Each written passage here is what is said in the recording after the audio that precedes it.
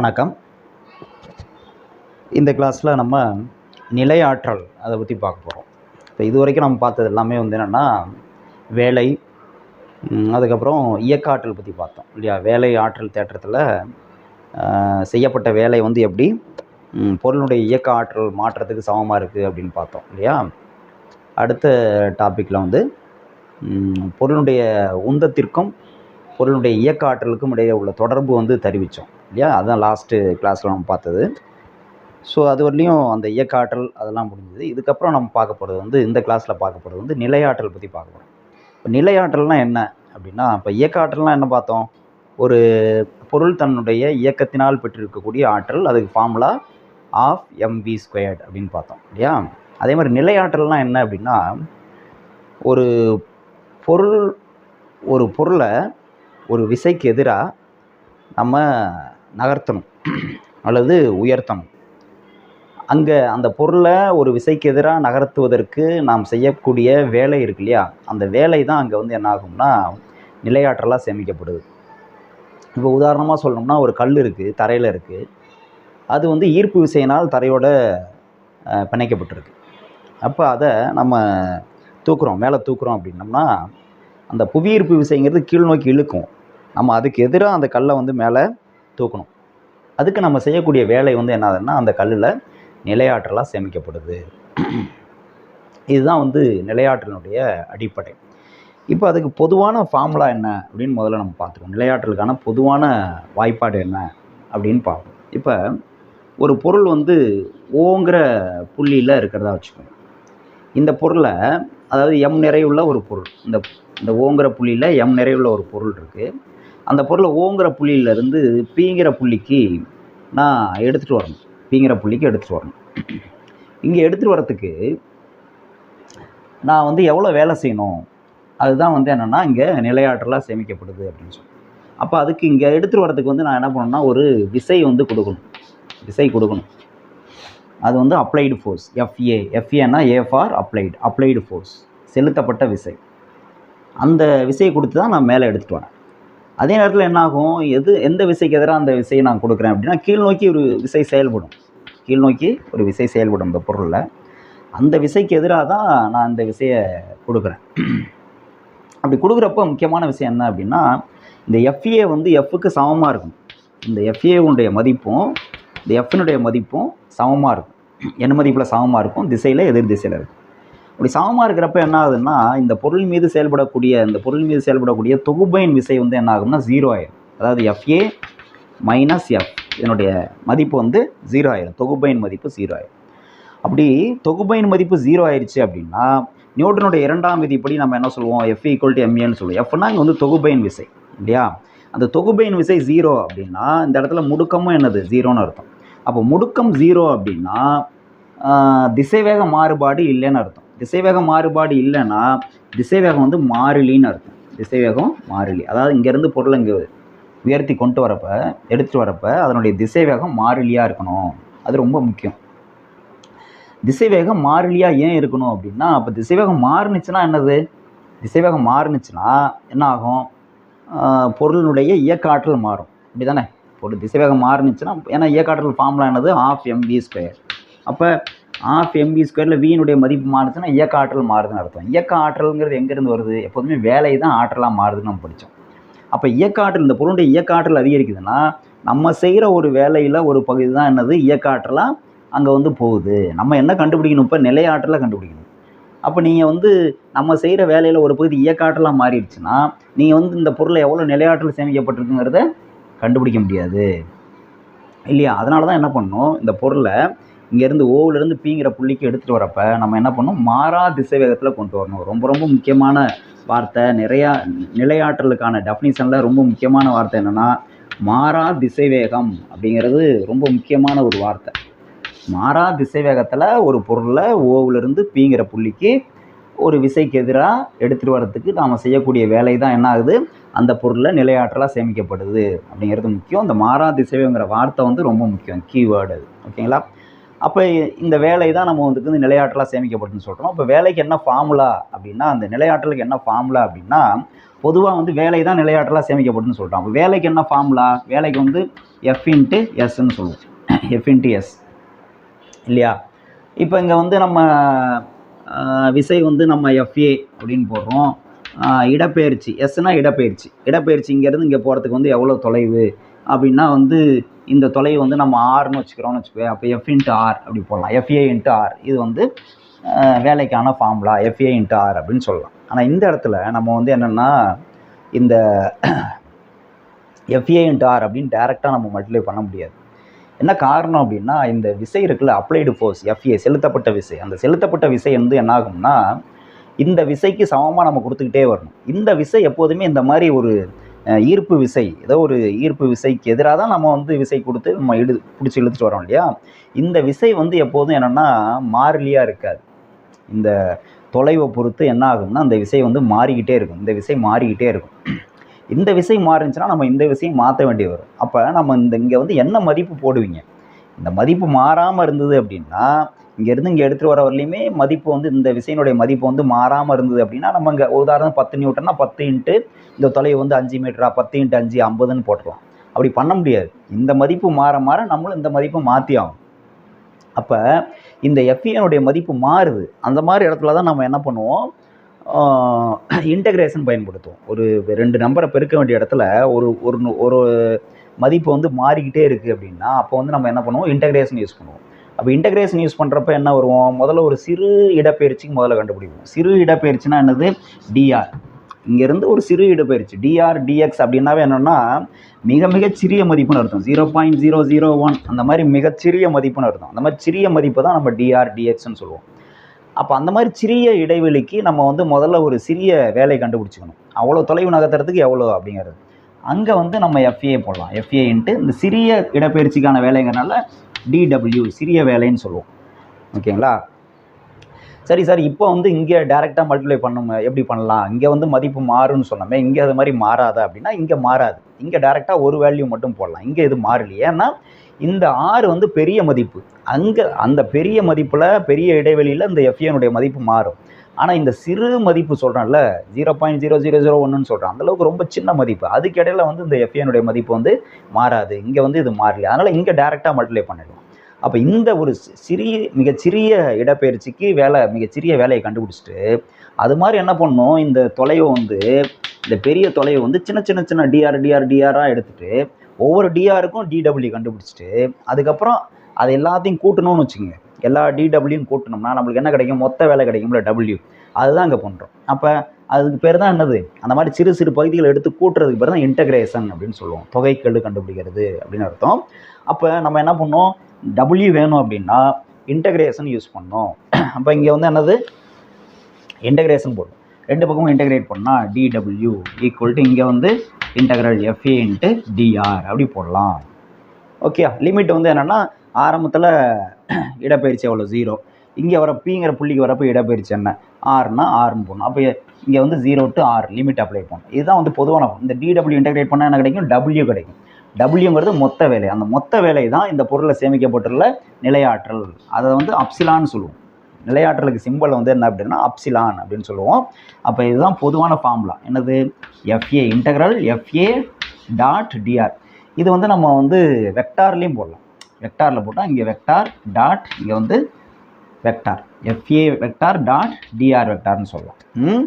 FA vector dot DR வெக்டார்னால் ஏன் வந்து dot product போடுறோம், வேலைங்கிறது என்னது ஸ்கேலார் அளவு. அப்போ FAங்கிறது வெக்டார் அளவு, DR இடப்பெயர்ச்சிங்கிறது வெக்டார் அளவு. 2 வெக்டாரினுடைய பெருக்கல் வந்து நமக்கு என்னது ஸ்கேலாராக கிடைக்குது. அதனால் வந்து என்னது இங்கே புள்ளி பெருக்கல் பயன்படுத்துகிறோம், ஸ்கேலார் பெருக்கல் பயன்படுத்துகிறோம். ஓகேங்களா, இப்படி எழுதலாம்.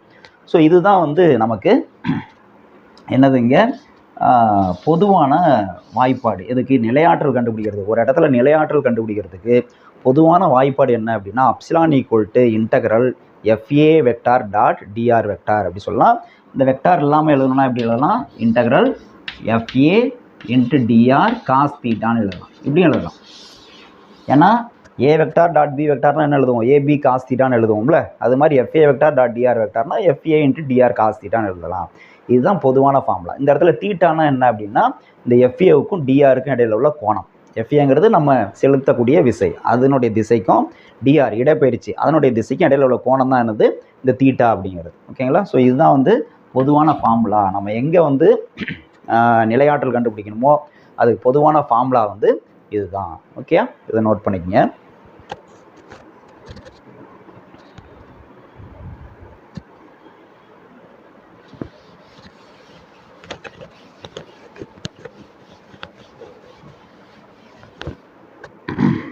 ரைட். இப்போ புவி பரப்பிற்கு அருகே உள்ள ஒரு பொருளினுடைய நிலையாற்றல் என்ன? ஈர்ப்பு அழுத்த ஆற்றல்னு சொல்லுவாங்க, அல்லது புவி பரப்புக்கு அருகே உள்ள நிலையாற்றல், பொருளினுடைய நிலையாற்றல் அப்படின்னு சொல்லலாம். அதுக்கு பேர் வந்து அதாவது புவி பரப்புக்கு அருகே உள்ள பொருள்னா ஈர்ப்பு விசையினால் அது பெற்றிருக்கக்கூடிய ஆற்றல் இல்லையா? அதனால தான் ஈர்ப்பு அழுத்த ஆற்றல் அப்படின்னு சொல்லுவாங்க.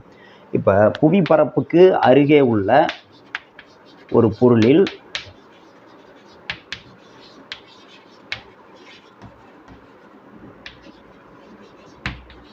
அருகே உள்ள பொருளின் நிலையாற்றல்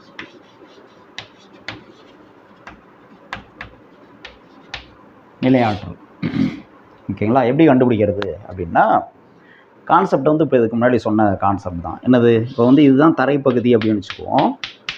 இந்த தரைப்பகுதியில் ஒரு பொருள் இருக்குது, எம் நிறையுள்ள ஒரு பொருள். இந்த பொருளுடைய நிறை வந்து எம்ங்கிறது பொருளினுடைய நிறை. இது வந்து ஓங்கிற புள்ளியில் இருக்குது, இந்த புள்ளி வந்து ஓ.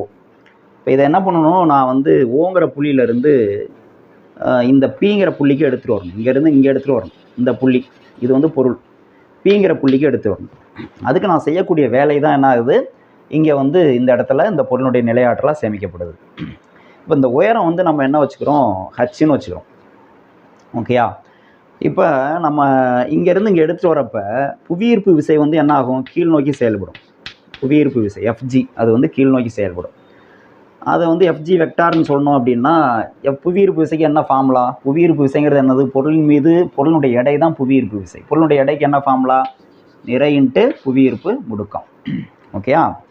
இப்போ இது வந்து கீழ் நோக்கி செயல்படுது. அப்போ வந்து நான் வந்து ஒரு இந்த திசையை வந்து நான் என்ன சொல்கிறேன், நெகட்டிவ் ஒய் ஆக்சிஸ்ன்னு சொல்லலாம். நெகட்டிவ் ஒய் ஆக்சிஸ்க்கு என்ன நம்ம வெக்டார் போடுவோம், ஓரலகு வெக்டார் என்ன போடுவோம்னா மைனஸ் ஜே கேப். அப்போ மைனஸ் ஜே கேப் அப்படி போடலாம், இதனுடைய திசையை சொல்கிறதுக்காக. இந்த மைனஸ் ஜே கேப் எதுக்கு போடுறோன்னா இதனுடைய திசையை சொல்கிறதுக்காக. ரைட்.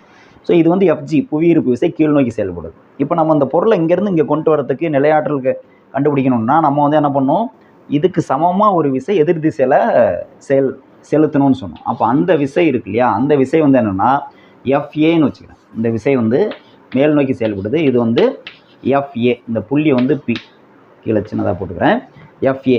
இந்த எஃப்ஏ வெக்டாருங்கிறது என்னது சார் அப்படின்னா, நம்ம என்ன சொல்லியிருக்கோம், இந்த விசைக்கு சமமான விசை தான் நம்ம கொடுக்கணும். அப்போ தான் தொகுபயன் விசை 0 ஆகும், இந்த பொருள் மாறா திசைவேகத்தில் மேலே வரும் அப்படின்னு சொன்னோம் இல்லையா? அப்போ இதுக்கு சமம் தான். அப்போ எம்ஜி. ஆனால் இது வந்து என்னது, மேல் நோக்கி செயல்படுது. இது கீழ் நோக்கி செயல்படுதுன்னா மைனஸ் ஜே கேப், மேல் நோக்கி செயல்படுறதுனால ப்ளஸ் ஜே கேப். ஓகே, இப்படி எழுதிடும். இப்போ நமக்கு வந்து பொதுவான ஃபார்முலா வந்து என்ன சொன்னேன், நிலையாற்றலுக்கு பொதுவான ஃபார்முலா வந்து epsilon equal to integral FA vector dot DR வெக்டார்னு சொன்னோம். FA vector dot DR vector. இப்போ இந்த பொதுவான ஃபார்முலாவில் நம்ம இந்த கேஸ்க்கு அப்ளை பண்ணுவோம். என்ன அப்ளை பண்ணுறோம், இங்கே பாருங்க, epsilon equal to integral FA இங்கே இருக்குது. எஃப்ஏவுடைய மதிப்பு என்ன அப்படின்னு பார்த்தா என்னது, முதல்ல இங்கே வந்து எஃப்ஏ டிஆர் ரெண்டுக்கும் இடையில உள்ள இதை வந்து எப்படி எழுதலாம், எஃப்ஏ இன்ட்டு டிஆர் காஸ் தீட்டான்னு எழுதலாமா? இங்கே தீட்டா எவ்வளோன்னு பார்ப்போம். தீட்டா எவ்வளவு, இங்கே பாருங்கள், எஃப்ஏ வந்து இந்த திசையில் செயல்படுது. டிஆர்னா என்னது, இடப்பெயர்ச்சி, இந்த திசையில் தான் செயல்படுது. இந்த திசையில் தான் நம்ம பொருள் நகர்த்துறோம். அப்போ எஃப்ஏவும் இந்த திசையில் தான் இருக்குது, டிஆரும் இந்த திசையில் தான் இருக்குது. அதனால் தீட்டா வந்து என்னது 0 டிகிரி. தீட்டா 0 டிகிரினா காஸ் 0வோட மதிப்பு என்ன, காஸ் 0 டிகிரியோட மதிப்பு என்ன அப்படின்னா 1. அப்போ இந்த இடத்துல வந்து இந்த மதிப்பு வந்து 1ன்னு ஆயிடும். அப்போ அப்சிலான் ஈக்குவல் என்ன இருக்கும், இன்டெக்ரல் எஃப்ஏ இன்ட்டு டிஆர்னு வந்துடும். Okay, right. இப்போ மதிப்பு சப்ஸ்டிட் பண்ணுவோம். எஃப்ஏவோட மதிப்பு என்ன போட்டுருக்கோம், இது வந்து எஃப்ஏனா மேக்னிடியூடு மட்டும், எண் மதிப்பு மட்டும். அப்போ எண் மதிப்பு மட்டும் என்னது திசை வேணும்னா தான் இந்த ஜே கேப், எண் மதிப்பு மட்டும் வேணும்னா எம்ஜி இல்லையா? ஏன்னா இந்த எஃப்ஏங்கிறது எம்ஜிக்கு ஈக்குவல் அப்படின்னு சொல்லிட்டோம். எஃப்ஏ வெக்டாருடைய எண் மதிப்பும் எஃப்ஜி வெக்டாரினுடைய எண் மதிப்பும் என்னது ஈக்குவல். இதனுடைய எண் மதிப்பு என்னன்னு நம்ம சொல்லியிருக்கோம், என்னது எம்ஜின்னு சொல்லியிருக்கோம். இதனுடைய எண் மதிப்பு எம்ஜி, அதான் நாங்கள் எழுதிக்கிறோம் எம்ஜி. ஓகே, இப்போ இங்கே சப்ஸ்டிட் பண்ணுங்கள். அப்சிலான் ஈக்குவல் டு இன்டகரல் எஃப்ஏக்கு பதிலாக என்ன போடலாம், எம்ஜி போடலாம் இன்ட்டு டிஆர். டிஆர் அப்படின்னா சிறு தொலைவு, ஏற்கனவே நம்ம பார்த்தோம். இப்போ இது வந்து லிமிட் அப்ளை பண்ணணும். லோயர் லிமிட் என்ன, அப்பர் லிமிட் என்ன அப்படின்னா, பொருள் இங்கே இருக்கிறப்ப ஹைட் என்னது 0. பொருள் வந்து பிங்கிற புள்ளிக்கு வந்துச்சுன்னா ஹைட் எவ்வளவு ஹச், அதனால் அப்பர் லிமிட் வந்து ஹச். இப்போ என்ன பண்ணுவோம், இன்டகிரேட் பண்ணுறப்ப கான்ஸ்டண்ட்டாக வெளில எடுத்துருவோம். எம்ஜிங்கிறது மாறிலி வெளில எடுத்துருவோம். அப்போ வெளில எடுத்தாச்சுன்னா எம்ஜி வெளில எடுத்தாச்சு, மீதி என்ன இருக்குது, இன்டகிரல் 0 to h டிஆர் அப்படின்னு. டிஆர் இன்டகிரேட் பண்ணால் என்ன கிடைக்கும், ஆர் கிடைக்கும் இல்லையா. அப்போ அப்சிலான் ஈக்குவல் டு இங்கே பாருங்கள் எம்ஜி அப்படி இருக்குது, டிஆர் இன்டகிரேட் பண்ணால் ஆர், லிமிட்டு 0 to h. இப்போ லிமிட் அப்ளை பண்ணுவோம், என்ன வரும், எம்ஜி இன்ட்டு ஆறு இடத்துல ஹச் போடணும், மைனஸ் ஆறு இடத்துல 0 போடணும், lower limit. Upper limit minus lower limit, H minus 0 H தான். எம்ஜி இன்ட்டு ஹச் என்ன வரும், எம்ஜி ஹச். அப்போ அப்சிலான் ஈக்குவல் டு என்ன கிடைக்கும், எம்ஜி ஹச்னு கிடைக்கும். இதுதான் என்னது, புவி பரப்பிற்கு அருகே உள்ள பொருளின் நிலையாற்றல், ஈர்ப்பு அழுத்த ஆற்றல் அப்படி சொல்லலாம். நான் புவியீர்ப்பு விசையினால தான் இந்த பொருளுக்கு ஆற்றல் கிடைக்குது. ஓகே, இதுதான் நம்ம என்ன சொல்கிறோம், பொதுவான வாய்ப்பாடு எம்ஜிஹெச். எம்னா அந்த பொருளுடைய நிறை, ஜினா புவியீர்ப்பு முடுக்கம், ஹச்னா பொருளுடைய உயரம். அப்போ இதிலேருந்து என்ன தெரியுது அப்படின்னா, இந்த பொருளினுடைய உயரம் அதிகரிக்க ஒரு கல்லை வந்து ஒரு 2 மீட்டர் உயரத்தில் வச்சுருக்கோம் அப்படின்னா அதுக்கு வந்து நிலையாற்றல் கம்மியாக இருக்கும். அதே ஒரு 10 மீட்டர் உயரத்துக்கு கொண்டு போகிறோம் அப்படின்னா அதுக்கு நிலையாற்றல் அதிகமாக இருக்குன்னு தெரியுது. ஏன்னா அப்சிலானும் ஹச் என்னது டைரக்ட்லி ப்ரொபோஷனல், நேர் விகித பொருத்த முடியுது. ஹச் அதிகரிக்க என்ன ஆகுது, அப்சிலானும் அதிகரிக்கும். அதனால தான் மேலே போக போக பொருளுடைய நிலையாற்றல் அதிகரிக்குது இல்லையா. அதனால் ஒரு கல் வந்து கீழேருந்து விழுறப்ப நமக்கு வந்து காலில் பட்டுதுன்னா என்னது வலி கம்மியாக இருக்கும். அதே ஒரு உயரத்துலேருந்து பட்டுதுன்னா கல் காலில் விழுறப்ப நமக்கு வந்து வலி அதிகமாக இருக்குது. என்ன காரணம் அப்படின்னா, உயரத்தில் இருக்கிறப்ப அதுக்கு நிலையாற்றல் அதிகம், அது சேமித்து வைக்கப்பட்டுள்ள ஆற்றல் வந்து அதிகம். அப்போ அந்த ஆற்றல் நம்ம காலில் வந்து பரிமாறப்படுறப்போ நமக்கு வந்து வலி அதிகமாக இருக்கும்.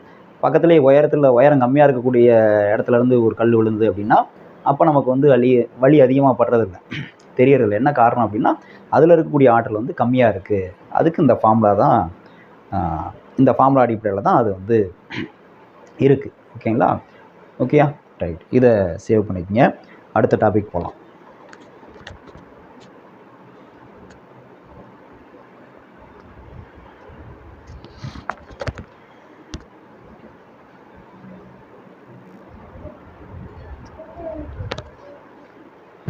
அடுத்த டாபிக் பார்ப்போம். இதில் நிலையாற்றலையே இன்னொரு வகை என்ன அப்படின்னா, சுருள்வில் நிறை அமைப்பினுடைய மீட்சி நிலையாற்றல் அப்படின்னா என்ன அப்படின்னா, ஒரு ஸ்ப்ரிங் சுருள்வில் இப்படி இருக்குது, இது இயல்பாக இருக்கும்போது இப்படி தான் இருக்குது. இதோட ஒரு நிறையை வந்து நான் கனெக்ட் பண்ணுறேன், ஒரு மாஸ் நிறை கனெக்ட் பண்ணுறேன். இப்போ இந்த நிறையை பிடிச்சி இப்படி இழுக்கிறப்ப என்ன ஆகும், ஸ்ப்ரிங் வந்து நீட்சி அடையும் இல்லையா. அதை இப்படி காமிக்கிறோம். இது ஒரிஜினலாக இதனுடைய நிலை வந்து இதுதான், எக்ஸ் ஈக்குவல் டு 0ன்னு வச்சுக்கோமே. இதுதான் வந்து சமநிலை புள்ளி. இது வந்து நீட்சி அடையாமல் இருக்கிறப்ப அதனுடைய நிலை வந்து இதுதான். இதை பிடிச்சி இழுக்கிறப்ப என்ன ஆகுது, ஸ்ப்ரிங் வந்து இந்த மாதிரி போகுது, இது மாதிரி நீளுது. அப்போ நிறை வந்து இங்கே வந்துடுறதா வச்சுக்கோங்க, இங்கே வந்துடுது. அதே நிறை தான் எம் இங்கே வந்துடுது. அப்போ இவ்வளோ தூரம் இடப்பெயர்ச்சி அடையுது, இவ்வளோ தூரம் வந்து இடப்பெயர்ச்சி அடைஞ்சிருக்கு. எக்ஸ் வந்து இதுக்கு ஒரு மதிப்பு வருது, X is not equal to 0 ஒரு மதிப்பு வருது. இப்போ நான் என்ன பண்ணியிருக்கேன்னா, அந்த மீட்சி அடைகிறப்ப நான் வந்து ஒரு விசை கொடுத்துருக்கேன், இதை பிடிச்சி இப்படி இழுத்து பிடிச்சிருக்கேன். அப்போ தான் ஒரு இது வந்து இந்த நிறை வந்து இங்கே இருக்க முடியும் இல்லையா. இதை பிடிச்சி இழுத்துக்கிட்டு இருக்கேன். என்ன விசைன்னா எஃப்ஏ, அந்த அப்ளைடு ஃபோர்ஸ் அப்படின்னு சொல்லுவோம் இல்லையா. அந்த எஃப்ஏங்கிறது இந்த திசையில் இருக்குது. இப்போ இது வந்து இப்படி எக்ஸ் தொலைவு வந்து இடப்பெயர்ச்சி அடைகிறப்ப இந்த சுருள்வில்ல என்ன ஆகும்னா, சுருள்வில்குள்ளேயே ஒரு விசை வந்து டெவலப் ஆகும்.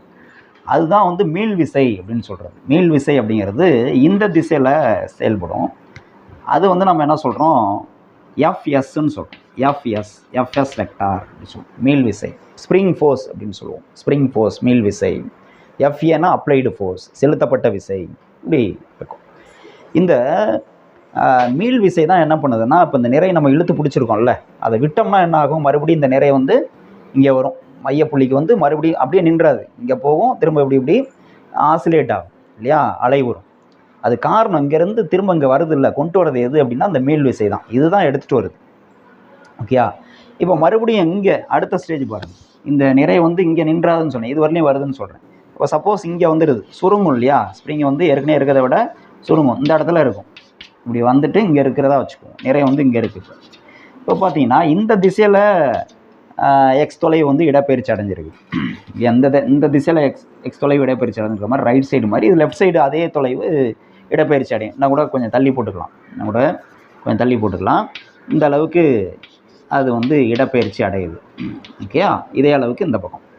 அப்போ இப்போ வந்து பார்த்தோம்னா நமக்கு வந்து என்னது, இந்த மீள் விசை எந்த திசையில் செயல்படும் அப்படின்னா பாருங்கள், எக்ஸ் வந்து இடப்பெயர்ச்சி இந்த திசையில் இருக்குது, மீள் விசை எந்த திசையில் செயல்படும், இது இப்படி வந்துட்டு அப்படியே நின்றாது, மறுபடியும் நாங்கள் தானாகவே இந்த பக்கம் நகரும். அது தானாக இந்த பக்கம் நகரத்துக்கு காரணம் என்ன அப்படின்னா, இப்போ மீள் விசை வந்து இந்த திசையில் செயல்படும், எஃப்எஸ் வந்து இந்த திசையில் செயல்படும். அப்போ பார்த்தீங்கன்னா இடப்பெயர்ச்சி இந்த திசையில் இருந்ததுன்னா பாருங்கள், இந்த திசையில் இடப்பெயர்ச்சி இருந்ததுன்னா மீள் விசை அதுக்கு எதிர் திசையில் செயல்படுது. அதே மாதிரி இடப்பெயர்ச்சி இந்த திசையில் இருந்ததுன்னா, எக்ஸ் இந்த திசையில் இருந்ததுன்னா மீள் விசை இந்த திசையில் செயல்படுது. அப்போ எப்போதுமே மீள் விசைங்கிறது இடப்பெயர்ச்சிக்கு எதிர் திசையில் தான் செயல்படும். அது மட்டும் இல்லை, இந்த இடப்பெயர்ச்சி எந்த அளவுக்கு அதிகமாகுதோ அந்த அளவுக்கு மீள் விசையும் அதிகமாகும். அதுதான் வந்து ஹூக் விதி.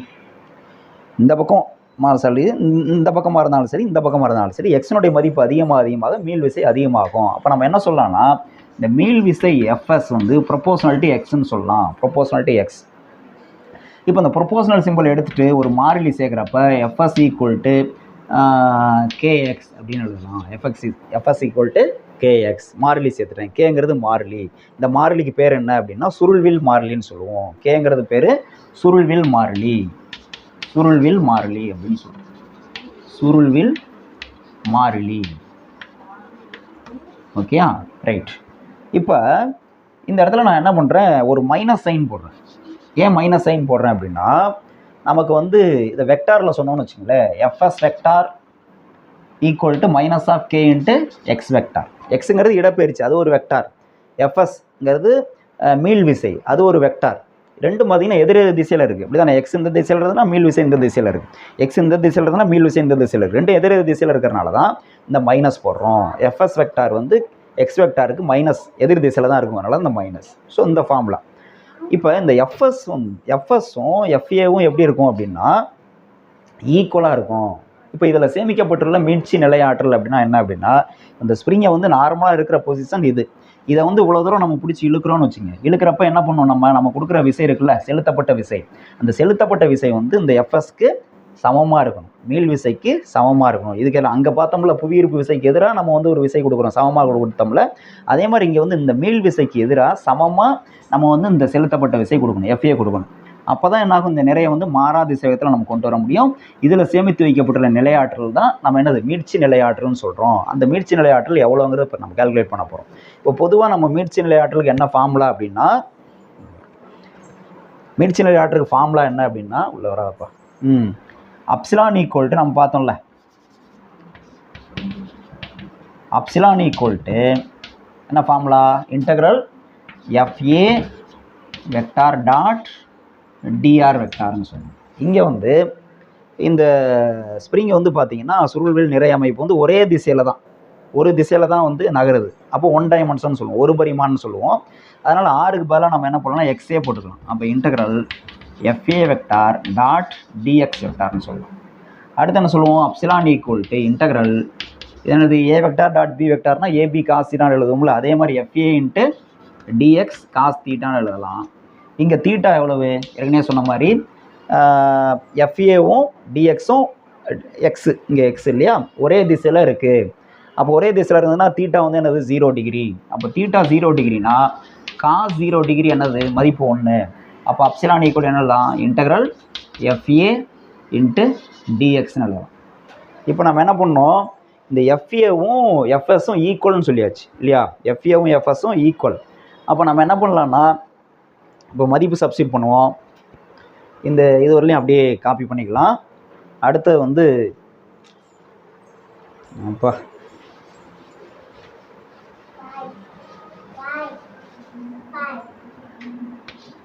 FA ஈக்குவல் டு FSன்னு சொன்னோம். ரெண்டினுடைய எண் மதிப்பும் சமம். FAனுடைய எண் மதிப்பும் FSனுடைய எண் மதிப்பும் சமம் இல்லையா? அது எதுக்கு சமம்? KXக்கு சமம். வெக்டார் போட்டால் தான் மைனஸ், வெக்டார் இல்லைன்னா மைனஸ் தேவையில்லை, எண் மதிப்பு மட்டும் அப்படின்னா. அப்போ இதில் சப்ஸ்டிட் பண்ணோம்னா என்ன வரும் பாருங்கள், அப்சிலான் ஈக்குவல் டு இன்டெக்ரல் FAக்கு பதிலாக என்ன போடலாம், நம்ம வந்து KXன்னு போடலாம். KX into DX. லிமிட் என்ன பார்த்தீங்கன்னா லோயர் லிமிட் 0, அதாவது ஸ்ப்ரிங் வந்து நீட்சி அடையாத போது அதனுடைய லோயர் லிமிட் வந்து 0. அப்பர் லிமிட் என்னது, எவ்வளோ தொலைவு அது இடப்பெயர்ச்சி எடுத்து X தொலைவு, அதனால் Xன்னு போட்டுக்கலாம். இப்போ நம்ம இன்டெகிரேட் பண்ணுவோம். இன்டெகிரேட் பண்ணுறப்ப என்னது, கான்ஸ்டண்ட்டாக வெளியே எடுத்துருவோம், மாறிலியை வெளியே எடுத்துருவோம். KXங்கிறது சரி, Kங்கிறது மாறிலி, அதை வெளியே எடுத்துடுறோம். மீதி என்ன இருக்குது, 0 to X X dx. இந்த X dx இன்டெகிரேட் பண்ணால் என்ன கிடைக்கும் அப்படின்னா, நமக்கு இன்டெகிரேஷன் ஃபார்முலா தெரியும். X⁴n dx அப்படின்னா என்ன ஃபார்முலா, இது சைடில் எழுத வேண்டியது, ஃபார்முலாக்காக எழுதுகிறேன். ஈக்குவல் டு X⁴n+1/n+1, இதான் வந்து ஃபார்முலா. அப்போ X⁴1 இருக்கிறதா அர்த்தம், இங்கே வந்து 1 இருக்கிறதா அர்த்தம். அப்போ என்னது, X⁴1 dxனா X⁴1+1 2/1+1 2, அப்படியே பவர் 1 ரைஸ் பண்ணிக்கணும், அவ்வளோதான். X⁴1ன்னா X²/2, இங்கே X⁴2 இருந்ததுன்னா X³/3ன்னு வந்துடும். ஸோ அப்போ இங்கே வந்து இன்டெகிரேட் பண்ணால் நம்மளுக்கு என்ன கிடைக்குது, epsilon equal to K into X dx integrate பண்ணால் X²/2, X²/2 0 to X. இப்போ ஒன்றும் இல்லை, கான்ஸ்டண்ட்டாக வெளில எடுத்துருவோம். என்னது, 1/2, இந்த 2ங்கிறது என்னது 1/2 வெளில எடுத்துறேன். ஆல்ரெடி K இருக்குது, லிமிட் அப்ளை பண்ணுங்க. இந்த X இருக்கிற இடத்துல என்ன பண்ணணும், இந்த X போடுறோம், X² மைனஸ் இந்த X இருக்கிற இடத்துல 0 போடுறோம், 0². X இருக்கிற இடத்துல 0 போடுறோம், 0². 0² 0 தான், X² - 0 X² தான் வரும். இப்போ இது ரெண்டு மல்டிப்ளை பண்ணால் என்ன கிடைக்கும், epsilon equal to ½ × K × X². இதுதான் என்னென்னா, இந்த சுருள்வில் நிறை அமைப்பில் சேமிக்கப்பட்டுள்ள மீட்சி நிலையாற்றலுக்கான வாய்ப்பாடு என்னென்னா, epsilon equal to ½ KX². Okay, இது வந்து 3 மார்க்கில் கேட்பாங்க. சுருள்வில் நிறை அமைப்பில் சேமிக்கப்பட்டுள்ள மீட்சி நிலையாற்றலுக்கான கோவையை தருவி அப்படின்னு கேட்பாங்க. ஃபார்முலானா ½ KX². கேனானது சுருள்வில் மாறிலின்னு சொன்னோம், எக்ஸ்னா எவ்வளோ தூரம் அந்த சுருள்வில்ல ஸ்ப்ரிங்கை வந்து நம்ம நீட்சியடைய செய்கிறோம், அது இதுதான் வந்து ஃபார்முலா. ஓகேங்களா, நன்றி. மீண்டும் அடுத்த டாப்பிக்கில் நம்ம வந்து பார்க்கலாம். ரைட்.